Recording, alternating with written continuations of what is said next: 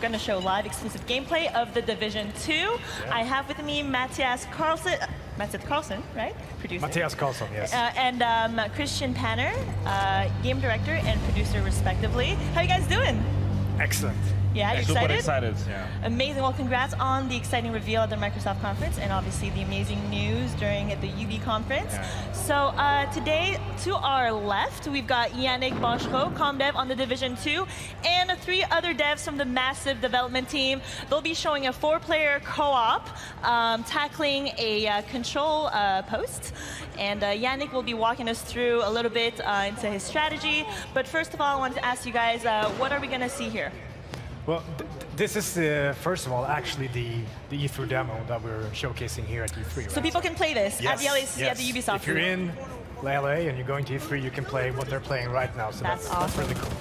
So this is it's a tiny little slice of the open world in Washington, D.C. in the Division 2, right? And this is actually, they're on their way towards that same crash site that we saw in the E3. Right, the Microsoft brief, yeah. Yeah, the crash of the Air Force One. Except exactly. right now, it's tackling at a different entry point than what was shown at the Microsoft conference. Am I right? Exactly, yeah.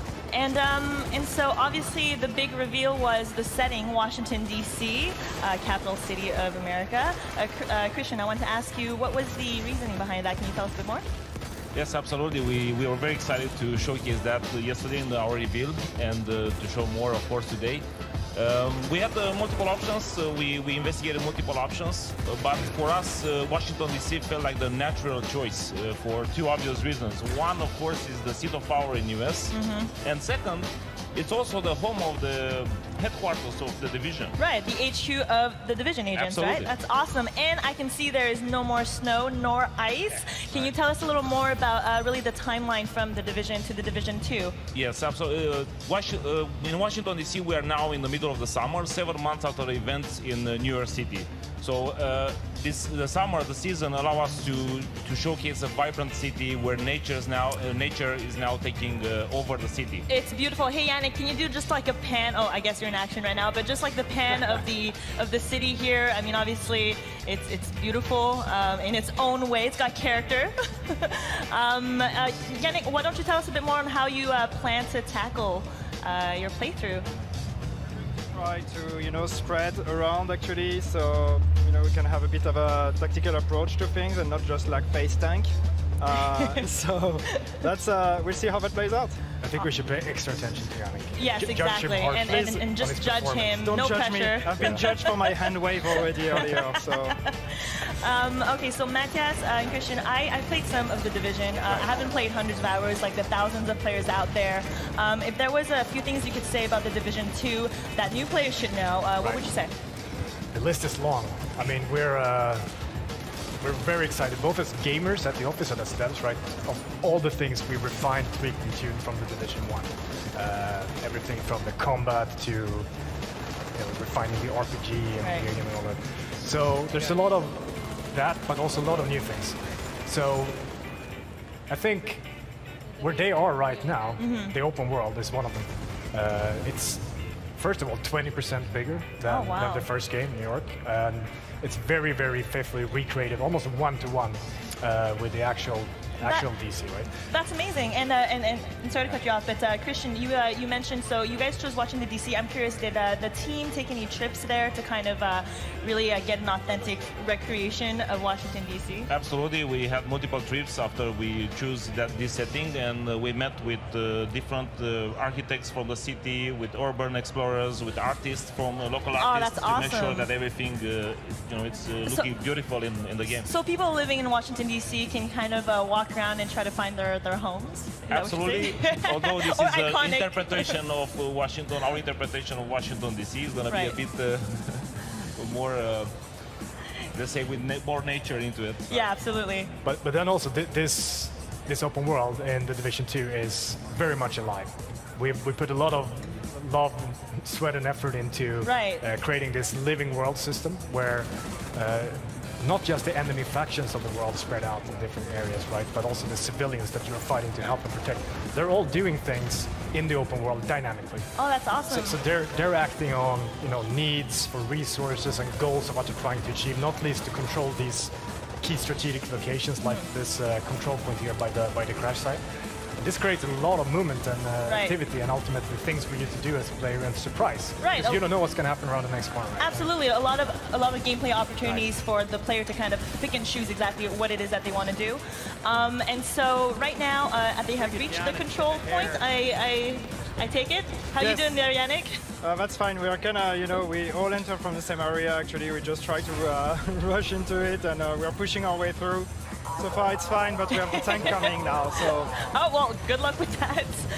Matthias, so what faction are they playing against right now? They're playing against a faction called the True Sons. Nasty people. Nasty people that they should get rid of. Yeah. And so I know another big reveal, big new feature that was mentioned during the Ubisoft conference are the specializations. Right. Can you tell me a little more about that? Specializations is really adds a new extra layer and dimension to Endgame, where you've been going on this incredible journey through the game, through the leveling game, the campaign. You've been growing in both power and capability. Right. You've been getting new skills, mods for those skills, weapons and gear, etc. When you get to Endgame, you're presented with a choice of how do you really truly want to specialize now. Right. The first choice is the signature weapons that we saw in the conference, right?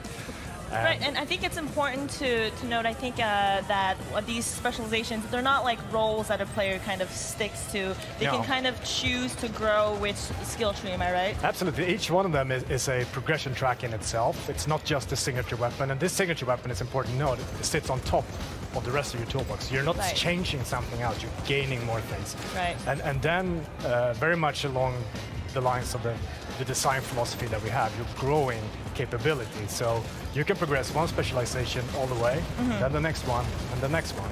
And then you become the ultimate player. Exactly. You get full flexibility to And you're adapt. gonna need to become that, because we also announced today that for the first time in a Division game we have raids. Oh yeah, which that's are right. Absolutely incredible challenges. That's and if you are not 8-player prepared co-op, for it, is that it? Absolutely. It's up to 8-player co-op, and you need to be prepared for that. It's gonna be very hard to tackle that challenge. That is very cool. Yannick, how are we doing here?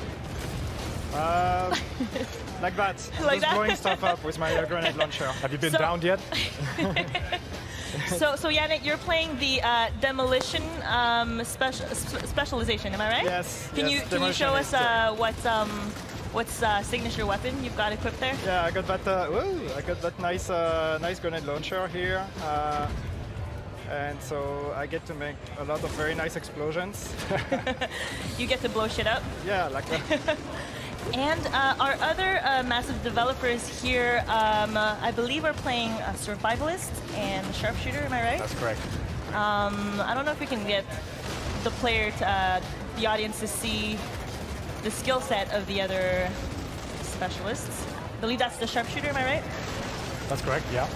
So the demolitionist that Jank is playing has the grenade launcher, which is all about, radius, controlling an area, creating mayhem, flushing enemies out of cover, getting several of them in the blast at the same time, etc. Right? Absolutely. Whereas the sharpshooter has this super powerful sniper rifle, 50 cal, that can penetrate several targets. So you can find your angles and line them up, and this feature that we have very prevalently in Division 2 on the enemy archetypes, the weak points that are associated with the enemy's special abilities. Oh, it's great. You can pop all of those coming in and out of the target. Looks like Yannick actually did it. He captured the control You point. did it! Congratulations. Yay, congrats! That's surprising, I'll have to That's say. It is awesome. surprising. I feel like he didn't do as good during the rehearsals, but I feel like the pressure has cost him tough his game.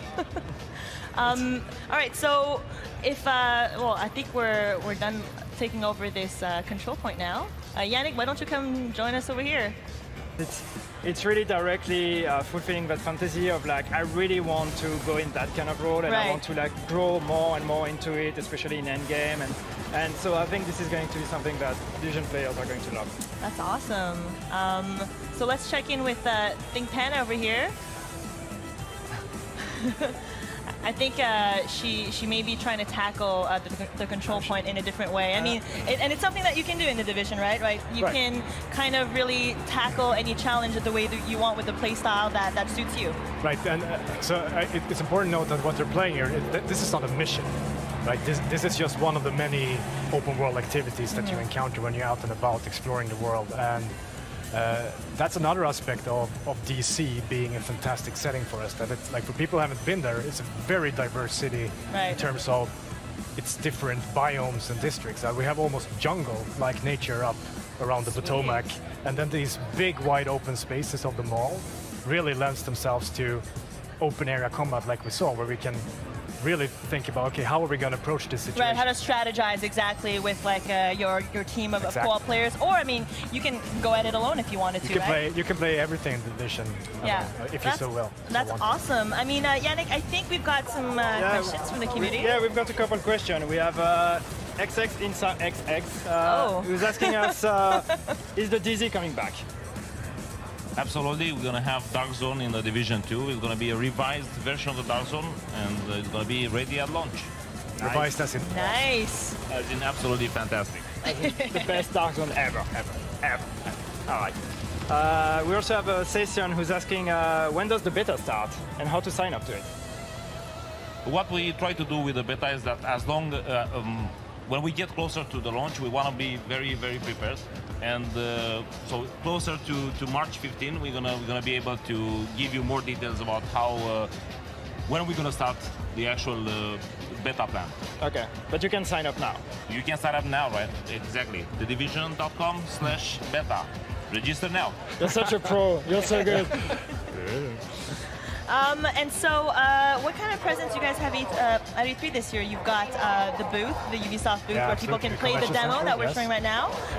And I believe ComDevs have some live streams on the Tuesday and Wednesday as well. Yes, we're going to start our live streams tomorrow. We are going to be streaming for like 2 days, total of like 14 hours of live stream. We're going to be showing more of the demo. We're going to be sitting down with some of you guys, showing people from the team, showing people from the community. We have a lot of things coming. Amazing. And so you mentioned a closed beta. People can register right now. Where is it that they could register? Is there a website? I will say that again. Do your thing. Thedivision.com/beta. Register now to have a guaranteed place in the beta program that we're gonna run for the Division. Ladies.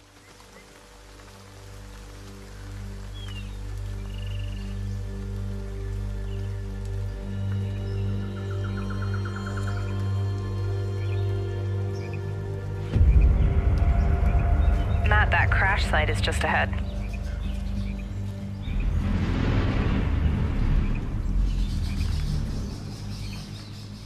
Duke, Kit, did you guys hear that? Yeah. Closer this time.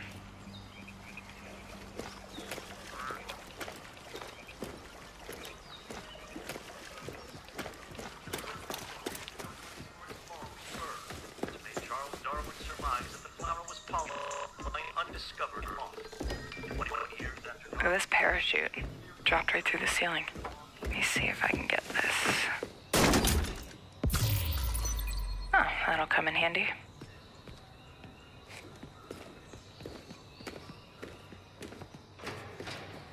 So you guys are coming or what? Yeah.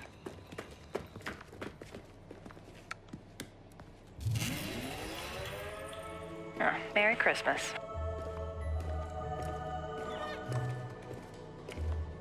Ah, here's the door.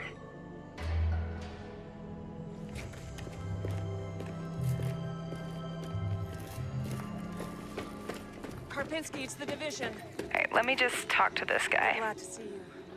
We got a boy here who's gonna die without his meds. Those True Sons assholes confiscated them, along with most of our drinking water. Up around Okay, Pinwater Station. meet us at the sinkhole? I wouldn't Yep. ask for help. Okay, sure. I don't know what else to do.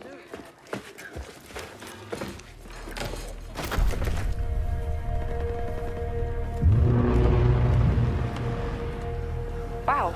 Okay. Definitely from the capital. You should have a new side mission on the map. Yeah, we're not that far. Okay, do it after the crash site? Sounds good. They're just ahead of us, Matt.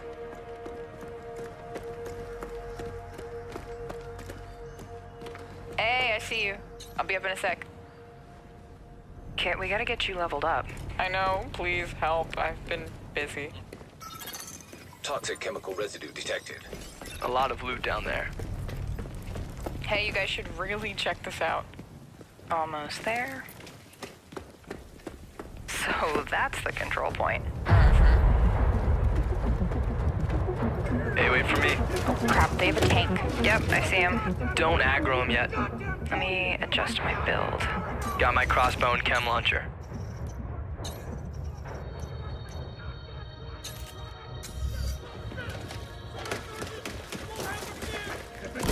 Chem cloud out. Matt, can you flank them and get a clear shot? I'll take that sniper on top.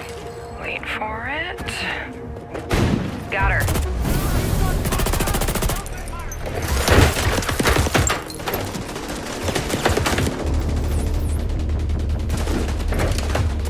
Matt, look out.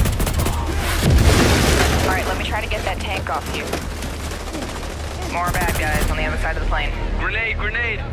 Dude, come on. Yep. Matt, I need your help. Over here.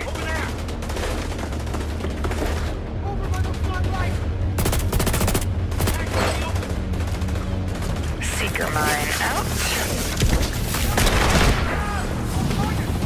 Whoa! Oh, I'm stuck. Use a little help.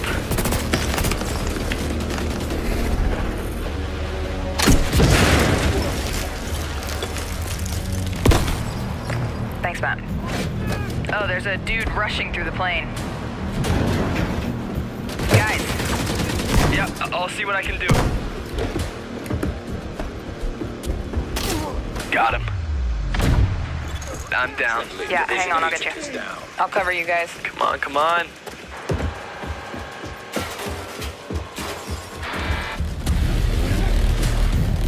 Get that weak point. Oh crap, Matt, watch out. Setting my drone. Thank you for the revive, Meg. I've got this guy behind the tank.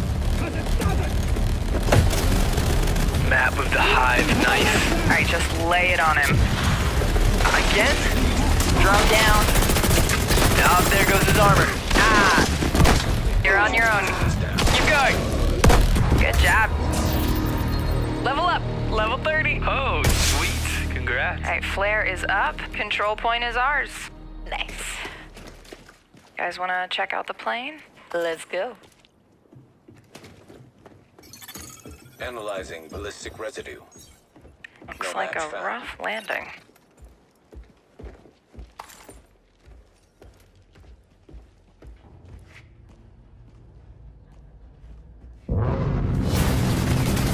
Jesus! Whoa, that's nuts.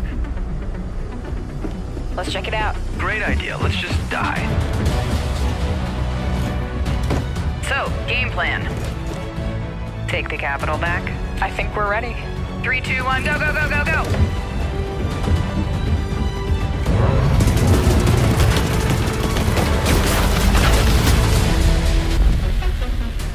Washington, D.C., the most heavily protected city on Earth.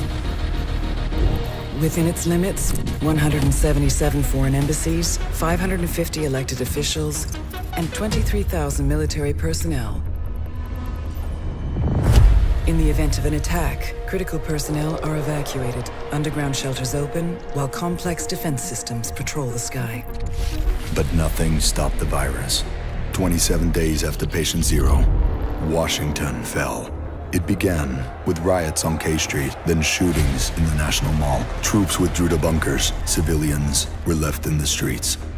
America is on the brink of collapse, but some people have survived. Gardens grow on rooftops, their fences patrolled with rifles, in communities that live under constant siege. Survival has taken the form of urban warfare. Centuries ago, on this very soil, brother fought brother, spilling blood to forge the United States. History is threatening to repeat itself. Now, in the heat of summer, 6 months after the outbreak began, a remnant of a corrupt state lurks in the shadows, ready to engage in a new civil war. Agents of the Division are the only ones standing against it. But how do you save a nation when its enemies come from within?